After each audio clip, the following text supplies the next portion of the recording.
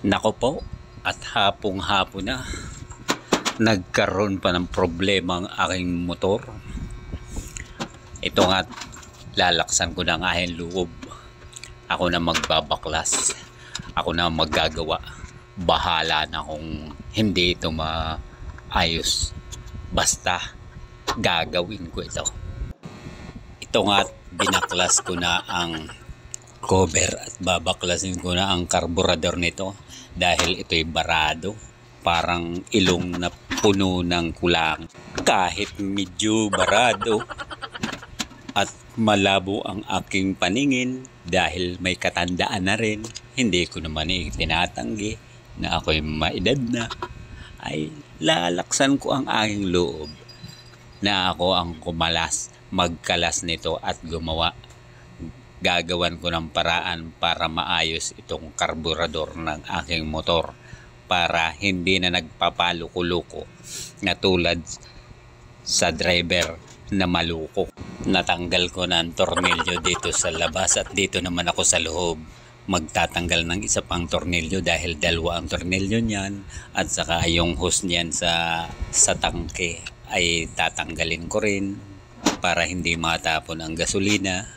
Dahil ang gasolina ay napakamahal, mas mahal pa sa aking mahal. Speaking of mahal, gusto ko rin nga pala magmahal.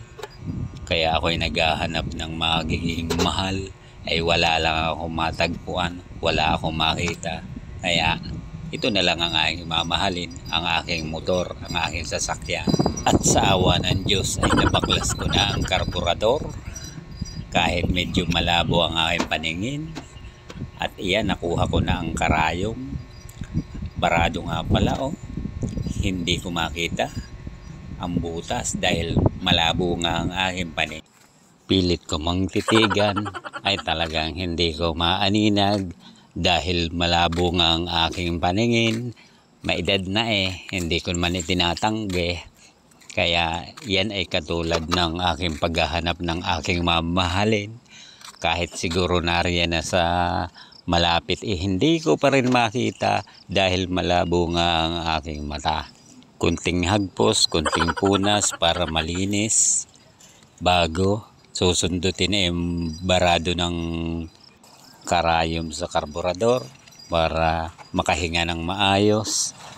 Hindi kasi nakakahinga ng maayos pagka barado para din yang ilong na puno ng kulangot. Ayan na nga, natanggal ko na yung isang karayom. Bali, meron pang isa natatanggalin. Hindi ko nga lang matanggal dahil hindi ko maaninag. Linsyak na paningin ito. At talagang napakalabo na.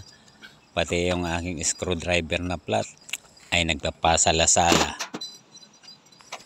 Ito kasi pagka hindi ko ginawa, ay wala naman akong ibang aasahang gagawa kundi ako rin lamang ang mahihirapan.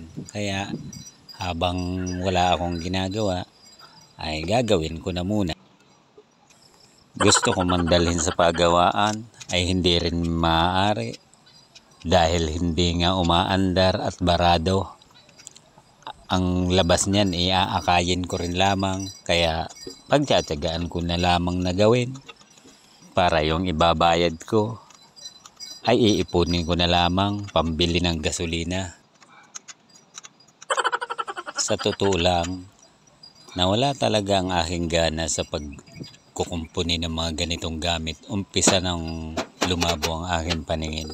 Dati naman mahilig ako magkukutingting ng mga bagay-bagay. Pero ngayong ako'y medyo may edad na, nawala sa aking hilig ang ganito. Kaya nakakatamad. Gusto ko na nga lang sanang iupa ang paggagawa nito. Kaso ang problema, wala naman akong pang-upa. Kaya mag-agwanta ka pa kundo. Ikaw na lang ang gumawa ng mga problema ng iyong sasakyan. Wala ka palang pang-upa Sa isang banda, nakakalibang din naman ang magkukutingting ng mga ganitong uri ng kutingtingin. Nakaka-relax din kapag minsan, lalo na pagka maiisip mo na wala ka nga palang pera, medyo naaburido ka sa buhay, ay gumawa ka na lang ng ganito para pagka hindi mo maayos-ayos ang inaayos mo ay ibalibang mo na lamang.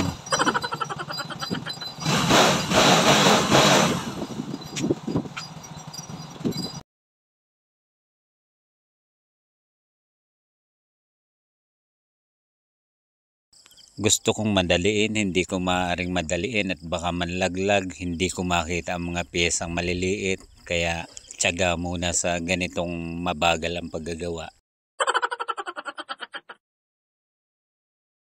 Teka nga muna at pabibilisin ko nga ang aking ginagawa para matapos na kaagad. Ako'y naiinip.